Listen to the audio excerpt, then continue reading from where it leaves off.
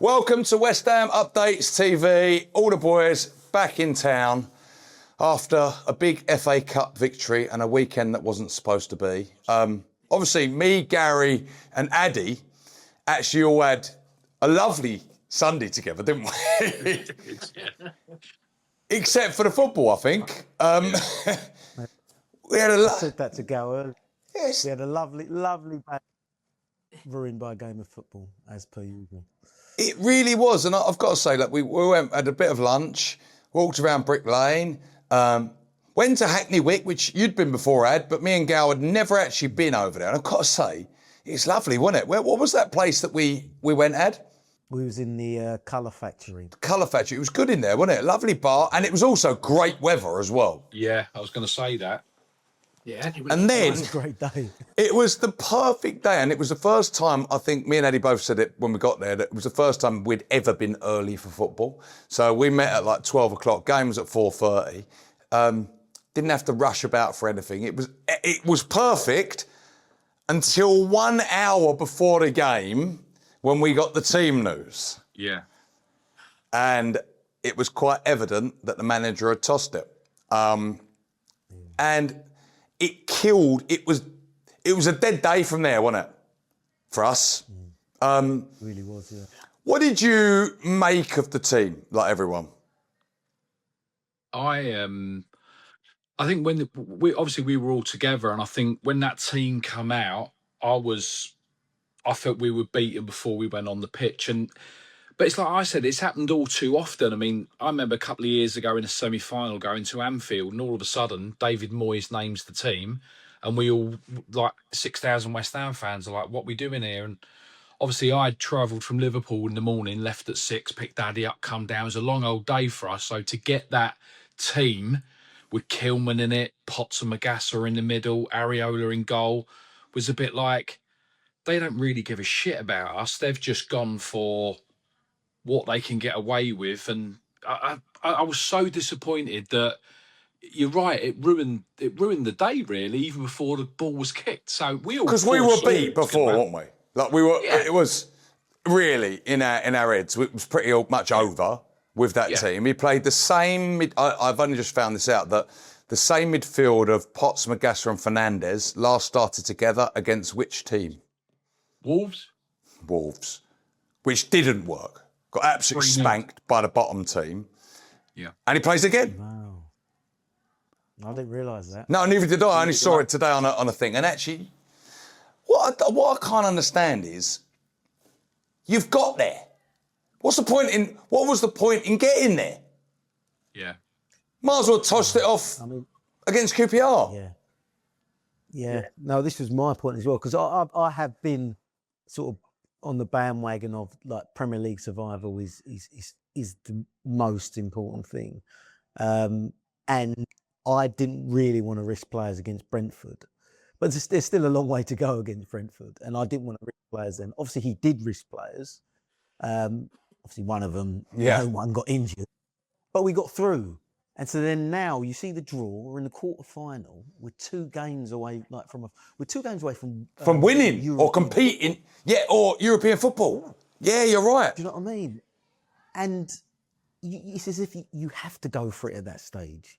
Like, you have to go for it. Like, it's crazy not to. You won't get many better opportunities to get to an FA Cup final. You're right. All would have been forgiven if we'd got a Chelsea semi-final at Wembley.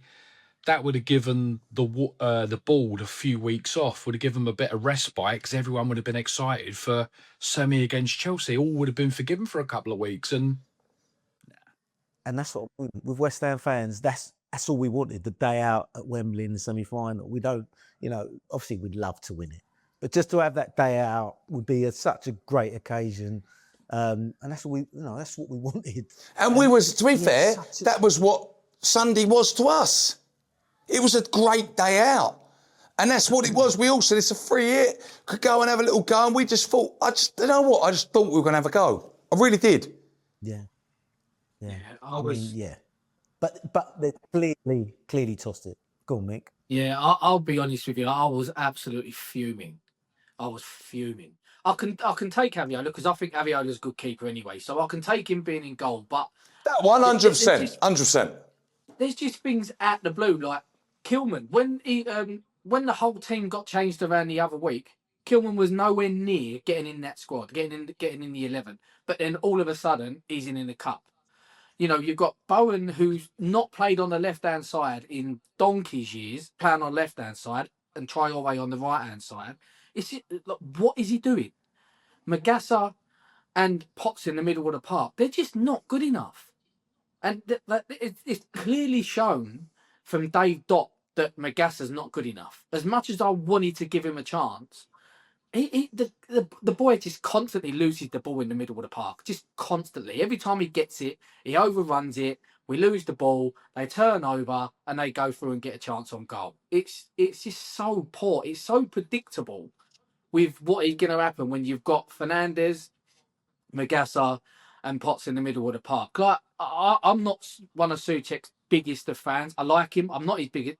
I'd have him over them two all day, every day. Do you know what I mean? It's just so. And go on, Ed. Go on, mate. And also, sorry, Mick, just only to make a point on what you're saying. Kante had such a good game in the last round. He was brilliant. Yeah. Magassa come on and was absolutely dreadful. Dunk it. Yeah. It just makes no sense to why he's started with Magassa. And Kante comes on again and does well again. Does well. But this is what Nuno does. And this is why I am sick to death of seeing it, because he just plucks things out of thin air and it's like, oh, let's just chuck things up against the wall and see what sticks. That worked. Why have you changed it? Right now, you're going into the last 7 games of the season needing momentum and confidence going into every single game. And that first half, I said it to Gary after the game. I spoke to Gary after the game. I said that first half could have absolutely have killed any momentum going into the next 7 games, and we could fold again with that performance. And that there was no heart in that performance in the first half. Oh, it was dreadful. Whatsoever. It was. And do you know what? But I'm looking back now over the weeks. Brentford, dreadful until we went on penalties. We were terrible in that game. Aston Villa, dreadful, up there with the Wolves performance. And then Saturday. Now, there'll be West Ham fans, and I can't tell you because I left at 82 minutes, so did Addy and Gary also.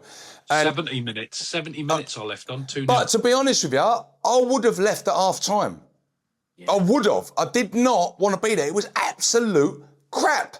I sat there talking with my mate Sam Taylor the whole game. I could barely even watch it. It was unwatchable, the football. And it was just, there was no fight, no passion, just rubbish. Time and time again, Areola kicking the ball down the middle of the pitch every time. Like, it was just like, and as I say, yeah, Areola, I would have had him like in goal. We're going to come to a goalkeeper section later on in this, that we're going to talk about Finn Herrick, obviously. But I just, as you say, I don't understand this manager. He's done far too many things now that have made me scratch my head over times. And I do understand he wants to save the club. But, you know, I've put some pressure on himself now. Because if I don't know where he's getting this performance from to get these 3 to 4 wins, because we ain't had a performance in a long while. So I really don't know. But I just don't understand why they weren't on the bench, these people. Some of it I can understand. No, Wilson. What was that, Wilson? Yeah. And where's the explanation? He just signed a new contract, Wilson, but he's not on the bench. They're all apparently going to be available for Friday, so it shows that he just didn't want to risk them. But yeah, I agree with that, Ad, because about a week and a half ago, we had someone from the board, apparently, board level, coming out in all the papers or all the social media outlets saying both Todibo, Somerville are going to be fully fit and ready to go for the Leeds game. Where were they? Yeah. Where were they? Like, that's the first time that Todibo, and they were all sat on the bench, like just enclosed, weren't they? Yeah. It's like, what are we doing? Yeah, I mean, I was so tempted just to go home before the game even started, because that's how upset I was that you know, I couldn't believe it.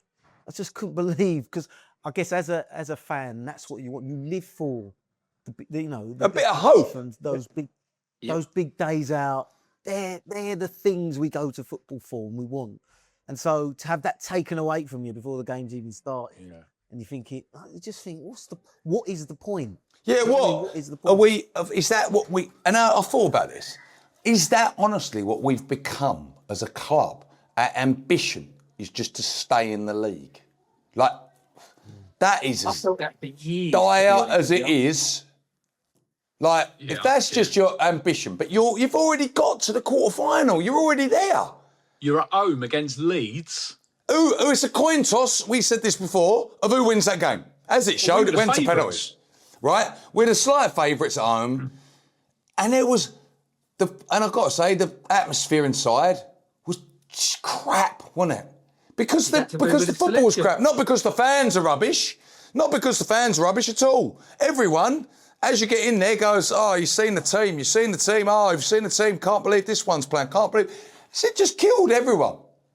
And that's where you look, the manager's like, he didn't even come out and apologise. No. Chuck, They were just so poor. It was a bit of a day of mixed emotions for us, because obviously, as you mentioned, we had such a great day, and obviously went up to the Salmon and Ball, Bethnal Green, few beers, Hackney Wick. As soon as Leeds got that pen, I stood up, I walked to the steps, and I watched the pen go in, and I turned around and I walked. And then I got to Stratford station, and the fella said, have you seen the score? And I went, no, thinking it was 3 or 4. He said, 2-2. So obviously Owen's wanting to go back then. I said, mate, we won't be able to get in. So we went through Mile End, jumped off at Bethnal Green, went back in the Salmon and Ball. I went in there. Everyone in there had been to the game and had left early. Everyone. So I got in there in time for extra time, 2 disallowed goals for the penalties and stuff. And in hindsight, I'm thinking, well, did I make the right decision? It would have been more painful had we come back and won. Obviously, I wanted us to win, and I would have sort of swapped what we got for that. But yeah, it was just. I've got to say, that's what you couldn't have paid me to go back in. You never thought that team had a 2-0 comeback in them, did you? No. No, and do you know what we watched? Like, I couldn't care less, really, to be honest with you, what they did. Look, listen, I get, you know, not wanting to risk certain players in a game like that. I get it. You know, staying in the Premier League is ultimately more important for the club. Maybe not for the supporters, but for the club.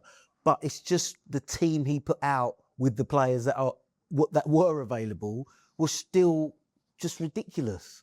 Like, at least play the strongest team and have a go. We set out to sit back against Leeds at home in the quarter-final. He's a coward, this manager. We've all said it for a while. He's a coward. Yeah, I agree with Sam the other week when he was saying about it. Look, like, Somerville could get injured in a league game. What's the point sitting there worrying about injuries? He could get injured in a league game. Tadibo got injured. Or might not. That's it, yeah. Exactly. What's the point? Injuries are part of football. Exactly. That's what that's what I mean. That's what we've become as a club. Oh, let's just not do anything in case someone gets injured or something else happens or this happens. Fuck that. Fucking go and win a fucking game. Like, that's what I've never heard. Imagine like Roy Keane saying, oh, Roy, mate, don't play him. He can't get injured today. He'd say, well, that's what he's fucking supposed to do. Like, it's madness, like, when I think of it, that we've actually become, like, okay with it. Yeah. We've sort of, the way I explained it, I said we came third in a 2-horse race because we said it was win-win. And we still fucking lost. Yeah. You know, regardless of the result, how the result went, I said it was win-win. Because if Leeds won, they've got a distraction. If we win, we've got a day at Wembley. The first half and up to 2-0 was the way we lost. You know what I mean? So pathetic. I agree. And I mean, it shows Leeds played their full, apart from Calvert-Lewin, and then they may be a few more points ahead of us in the league, but they're not out of it. But they went full strength. They got 2 injuries during the game to 2 important players. Two of their best players this season. They got injured during that game. They still went for it because they know it's so important to the fans, that game. And that's it. The Leeds fans were all chirpy, do you know what I mean? And like, they come there, they sung, and you're like, and you go, fucking hell, I wouldn't mind being up there with you lot. Like, Credit to Leeds fans. I really like Leeds. I think they're a great club and their fans are fantastic. So, well done to them. And do you know what, they've had their hard times, but look, they've gone for it. They've gone, fuck, with Leeds. But honestly, I think the manager is a coward. I know a lot of West Ham fans like him. They think there's been this huge turnaround. There was a bit of a turnaround. That was quite a while ago. I know we got Man City, right? Man City, we got the point, but we've been poor for quite a while now. Because even when we won against Fulham, we were piss poor in that game. Like, we got out of it, got lucky. And that's it. We're a poor side. But we've already proved that the backup is not good enough. Ironically, I actually thought Kilman, until he had a good game, made that foul, and I was like, I ended up cheering him. I was going, come on, Max. And I was like, wait, no. I was gutted for him with that penalty. I've got to be honest with you. I was gutted for him. And then when he did that, I was a bit like, oh. But are we surprised? Are we really that surprised? Because he does that every game. He's making mistakes every game. That's costing us. I don't want to see any West Ham player foul. I really don't want to see him foul. But we are seeing this exact same lapses of concentration with him every game he plays. And even his old manager even said it at the beginning of the season. That's what he had to work hard on keeping him concentrated for 90 minutes. That's his old manager telling you, and we've just spent 40 million on him. 40 million on him for a defender that can't keep his concentration for 90 minutes. How's he playing in the Premier League if he can't do that? You're right. At some point, enough is enough. We've done it with him now. He should never play West Ham again now. He's got to get out of the club in the summer and get going. And I do wish him the best. He does. He needs it. It's not going to work for him there as soon as he does something bad. He actually did do quite well on Sunday. Like, you know what I mean? He did do quite well. He was poor at the start of the last season and even to this season, up until probably about... And Mavropanos. They both managed to change it, but he just constantly just makes the same mistakes time and time and time again. And the manager, I'm sorry, just keeps, for some reason, just plucks him out of thin air and puts him in games. Just like, what are we doing? I'll give him this as well. Maybe it would have been different had he had a better midfield in front of him. Because as much as Kilman should never play for the club, neither should Potts or Magassa. They are terrible. They are poor.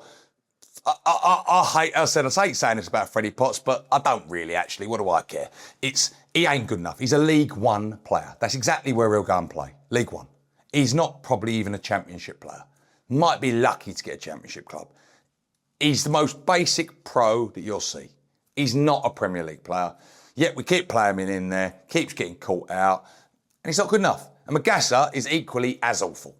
And they're not good enough. So you put them in front of Kilman. Maybe if you had Fernandez... I've got to be honest with you, Fernandez was also appalling. He was appalling against Villa, and he was appalling, I thought. He was as bad as Potts and Magassa in that game as well. But he's got no help with him, do you know not what that I I think, but not exactly that, but not that I think Fernandez is a bad player. I think the other two are not good enough, without a doubt. They're just... I thought... put them through for a one-on-one near enough. He's got the ball in the midfield. He's overstretched and put the striker through near enough for a one-on-one. What are you doing? You've got no one around you and you're slide tackling, putting someone through.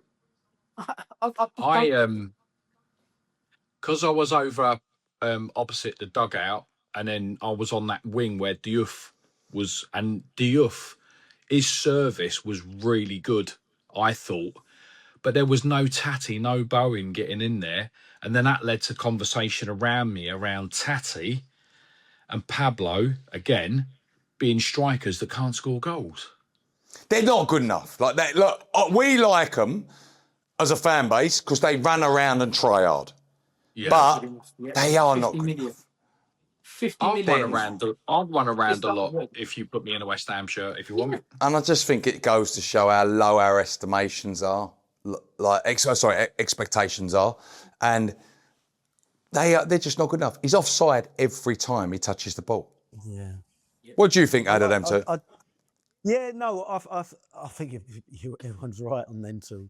I like Tatty. If you look, I think Tatty is actually very, very neat and tidy. He's very good technically. In some of his link-up play, he's really good. He's not a number 9. That's for definite. No. To be a number 10. But he hasn't got that instinct as a striker. He's never going to score a lot of goals. He's not. And Pablo, I mean, like with the penalty, I was thinking he hasn't had one shot on target since he's been at the club. I had no hope. We said we sat next to each other watching the penalties. We knew he was going to miss it, didn't we? The run-up was out. So just let's move on quickly then. One of the other mind-scratching decisions that Nuno done was not having Hamadson on the bench if he was dropping Areola, and puts a kid on the bench, and obviously, lo and behold, Areola gets injured. What do you think the thinking... Now, sorry, this is not a dig at the keeper, because he done really, really well, right, when he come on. In actual fact, he done all he could do, right? But what do you reckon's behind that thinking of giving Hamadson, a guy who has not played all season, time off? For what reason? I think it was resting him for the Wolves game. Resting him. Does a keeper need resting? Well, don't do no running.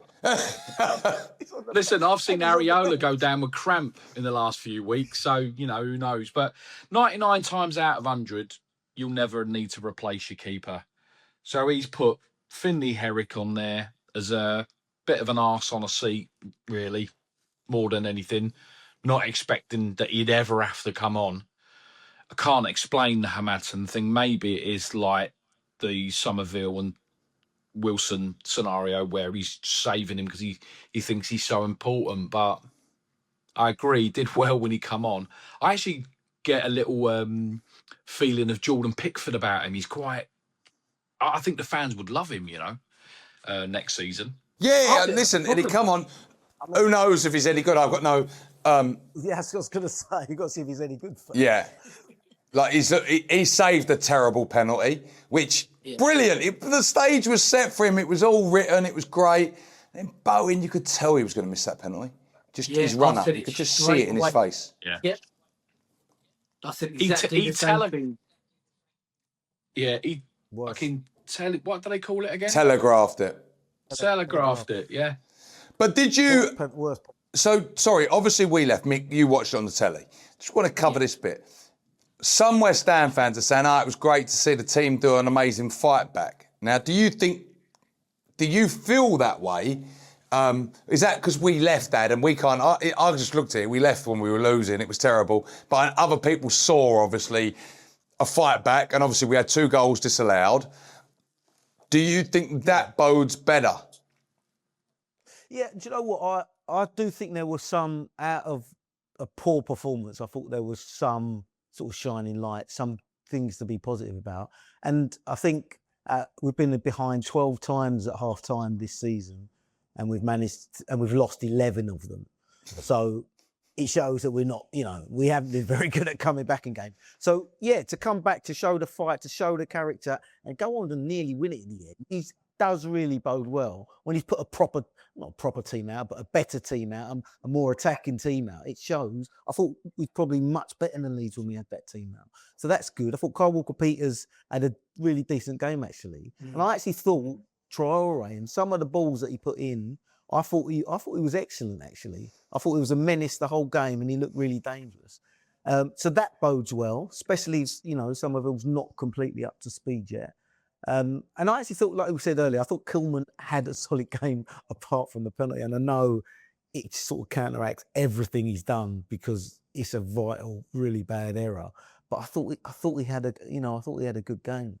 So there are some good things that come out of it. But and the comeback has definitely showed some character and some fight. Yeah. Funnily enough, right? I was going to add a bit of a caveat to what I've said already, and that was, if you are going to lose a cup tie with one eye on Friday, that was probably the way to do it, because we finished strong and we lost it on penalties, which is ultimately a lottery. So maybe I'm trying to put a positive spin on it, but maybe in hindsight, if we went on Friday, that was the best thing we could have happened. So started poor, came back, lost the lottery that is penalties, went in and beat Wolves, and we took something from the comeback in the second half. A bit of, do you know what? When we've got our proper team out, we're a force for anyone. Maybe I'm just clutching at straws there, but I'm actually thinking could have been worse if we'd lost 3 or 4. But the fact that we pulled it back, we finished the stronger team. 2 disallowed in second half of extra time. I think things could be worse. So I'm still confident for Friday. It's definitely made me feel that we are a much better team than Leeds with our full team, with our full strength side. Yeah. So that, I think that kind of bodes well a little bit as well. We just need to keep them within arm's length, don't we, for that last game? Yeah, well, let's move on. Let's move on to that then. Wolves, Friday. So we are the first of the rubbish clubs to play. And so no, obviously we got a chance to put a marker down for the rest of the, and then sit back and watch everyone. How do you think he approaches this? Do you think you're going to see the Ocha cautious 5 at the back, 4 at the back? What do you think you're going to see? I think he's got to go for it. Anyway. Go on, Mick. I think you'll just see the same Nuno. I don't think he'll massively go for it. I think he'll set us up to be stable, not pull up any trees. I've not seen us do that. I've not seen us start games and be fully on it, like from minute 1 under him. And that's the worry for me. That always has been a little worry for me. But we was seemingly had the fight in us to just keep a 1-0 or a 2-1 and be really solid at the back. We have been really solid at the back. Yes, we've conceded goals, but we've been able to keep them down to like your 1 or your 2 goals. Do you know what I mean? So we're not conceding many, but I am so tired of just watching. Like, we've gone from wanting Moyes out because we wanted to see a little bit more of football, and we've just seemed to have got worse and worse and worse with every manager that we've put in there since Moyes. And he's been in there 3/4 of the season now. He can't turn around, and no one can turn around now and say, this is all to do with someone else. He's been in there for a long time now, and he's had a transfer window that he's bought 2 strikers that can't score goals. And that's what we've needed. Yeah. We've needed strikers to score goals. Defensively, he's got us solid, a lot more solid, and that's great. Going forward, we just look atrocious. We look atrocious. As much as they work hard, and I like them for working hard, but it's just not quality. Do you know what was a worry for me? Is that Somerville didn't get any minutes against Leeds. So now, would he be starting? And if he does, how long is he going to last? So I think that was a big. If he was fit, obviously don't start him. I'm okay with that. Add him to come on, get some minutes in him. Like get the rust off him, get the touch going again. Like we're expecting this geezer to come back now and be Somerville that left. So I think that's a big worry for me. Do you know what? I'm very, very worried about Wolves. And I do think, I don't know if you agree, if we lose this, we are relegated. It's sudden death for me. There's 7 games left. There's 4 we need to win, and there's only 4 we can win. And this is a gimme. Yeah, this is your gimme game. Gimme. It's Wolves at home. If Wolves do the triple over us this season, you don't deserve to stay up, because Wolves are arguably one of the worst teams the Premier League's ever had. Yeah, and for me, it's like I say, I think there's 4. We need 4 wins. There's 4 winnable games. For me, it's sudden death. If we don't beat Wolves, it's over. Yeah. It's over. Because I don't know where you're getting 4 from. Yeah. Yeah, I think it's a shame that we're playing Wolves when they're in the best form they've been in all season. Other teams have played them, when they've been absolutely dreadful. And they are actually playing all right at the minute. Yeah. So it's when you say it's a gimme, for me, it's definitely. Oh no! On paper, play the bottom of the league team. You'd want that in a relegation scrap. The team that's already gone. On the form tape. Yeah, no, you definitely think that. But on form though, they're not bottom No. of the league, in the current form table, and it is a tricky game. I do think we're going to have enough, but I don't think it's going to be easy. And everyone's got to really stand up. Well, I think it all hinges on Somerville. We've got to go for it. Because it shows since we haven't had him, we're not good. We've got no outlet. I must say though, there, Sam, Traore, I thought was excellent. Listen, what I'll say, I will say. Let me. I agree. I think people have got a little bit carried away with Traore. I think he was bad over. in No. Yeah, exactly. Go. I think he was all right. Did he do anything fantastic? No. He had a couple of good crosses in. If we had a striker in that box, I think puts a couple of them away. He set a goal up, didn't he? He got an assist, didn't he? The one that Tatty missed from 3 yards when he hit the post. Yeah, that was another one. You had a striker. You can't miss that. It was. Yeah. He had his best game for West Ham, and he has got better. I think it was hard to say that it was a fantastic game. I think it was an all right game. I thought he was our best. I thought he was our best player on the day. On the day, he was our best player, our most threatening player on the day.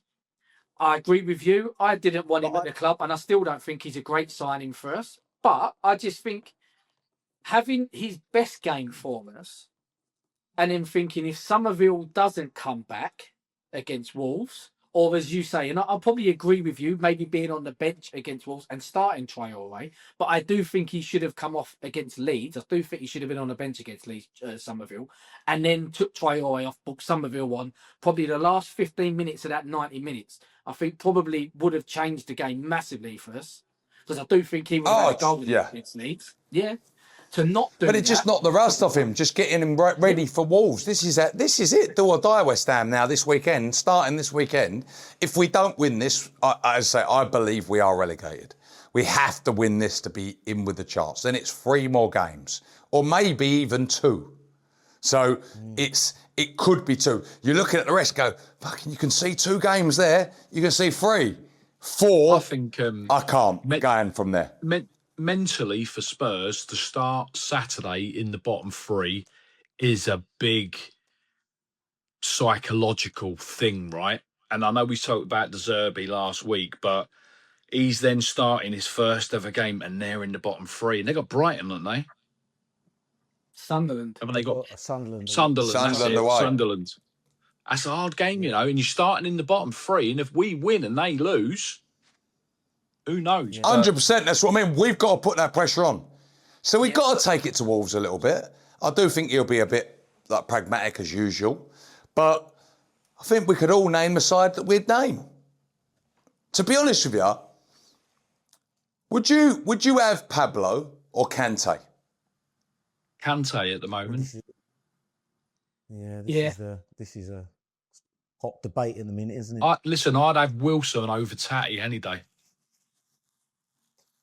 I just really would. Wilson has to come on for 30 minutes in every I like it when Wilson and Tatty started together. Knows how to score.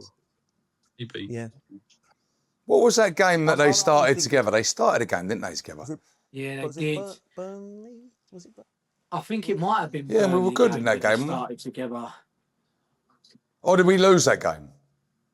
No, we won 2-0 away. Yes. I'm sure it was Wilson and Tatty, I think, started up front in that game. Yeah, see, I like that 4-4-2 when we did it at one point, when it was Fernandes and Souček in the middle. You do give that man up in midfield, obviously.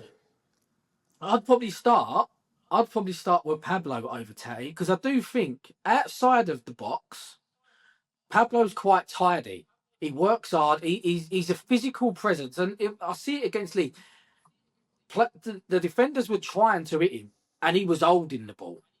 And I think that's what we need. And we need someone to go beyond him. That's what we're really struggling with. There's no one. I just think, the problem is when Wilson's there, you just lose legs completely. He just isn't. Yeah, you do. And that's a massive worry for me, moving on into next season. Whether we stay up or go down. You've got Fulcrook that's coming back next season. and he couldn't hit a cow's arse. We've got Tatty can't hit a cow's arse, nor can Pablo. 3 strikers that we've got. Would can't you, do it. Nor Wilson, nor No, Adama. Wilson. Literally. Would you start Aaron Wan-Bissaka over Kyle Walker-Peters on Friday? It's a good point, Gal, because he's been very poor in his last 2 games, Wan-Bissaka. Walker-Peters was all right at the weekend. Yeah, I think I probably would have I'd probably keep him in there. Because I think Wan-Bissaka hasn't been good. He was terrible against Villa. He was the worst player on the pitch against Villa. And actually against City as well, he was poor. Imagine what a great excuse for not coming to work. Hello, boss, not coming in on Tuesday. Why not up Sunday? Why? The king won't let me go, so I stay. That's why he stayed, wasn't it? The king made him stay. Yeah, he wouldn't allow the team to leave, would he? Wouldn't allow the team to fly back home, any of their players.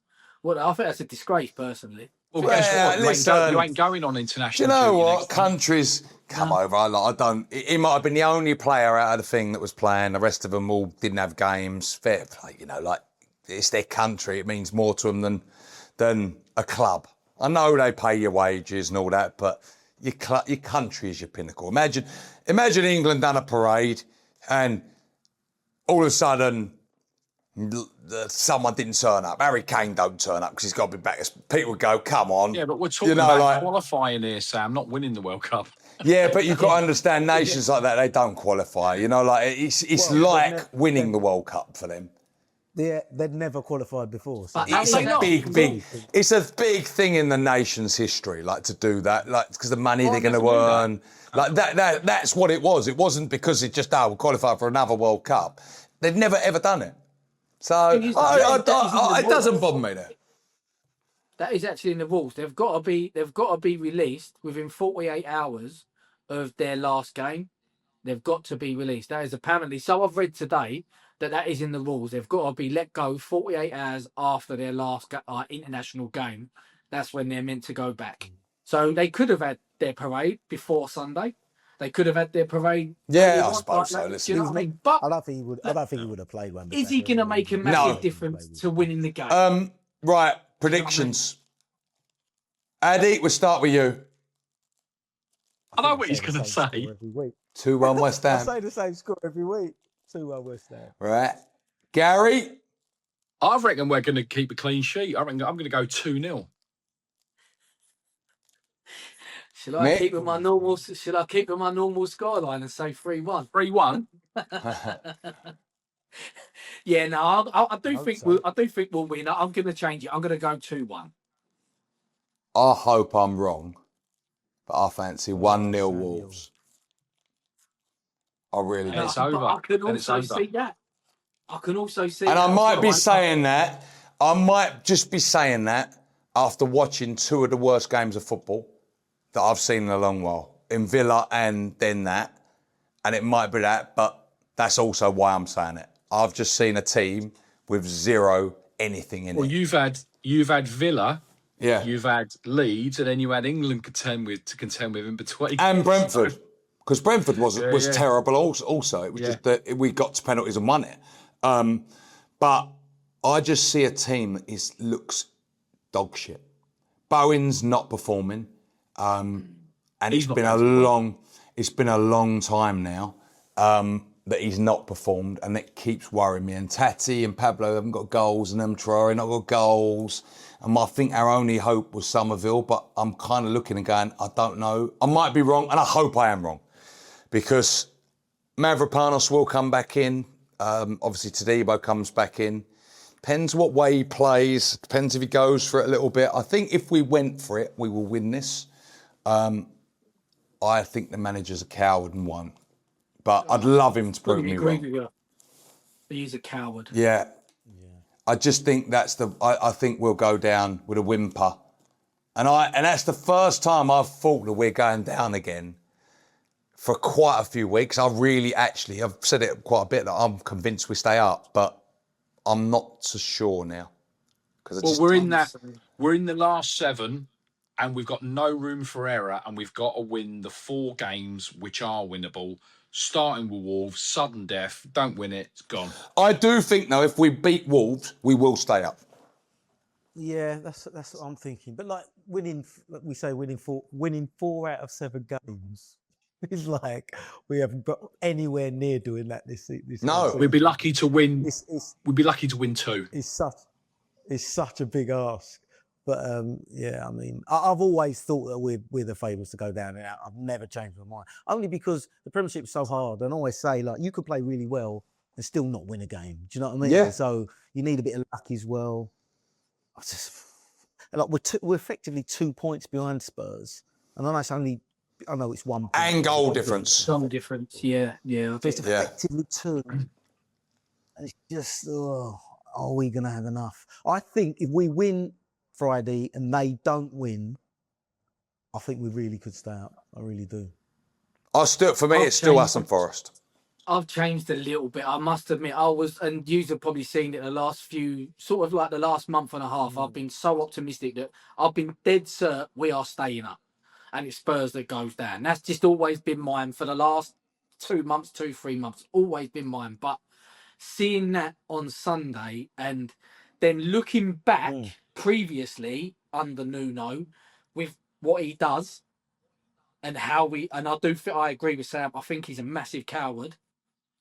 I just think that potentially, especially that first half, could have massively have killed our season.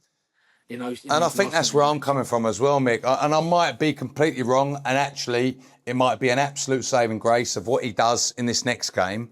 But I didn't see it against Villa. That Villa performance was poor. Now, Villa are 4th in the league, so I kind of come away there going, you know what, weren't supposed to win that anyway. On to next. Got Leeds next, great. Show a little bit of something there. And we showed nothing for me. Now, I know other people we're watching are saying, well, we come back, we fall back. We showed a lot. And maybe that's because I didn't see it, that I'm not seeing it. So I'm going to reserve my judgment for the Wolves game a little bit. Because if I see something different, I'll be like, maybe. But we'll finish it up there. Let's hope it was a blip, that we are going to turn it around Friday, because we do want us to stay up, that's for sure. But let us know your comments below, what you're thinking for Friday. Obviously, we'd love you to share this podcast as well, subscribe. Hello to everyone that we saw at the weekend. They said they're fans of the podcast, so thank you very much. We will see you all soon, and come on, you Warriors! Go on, you Warriors. Cheers, boys.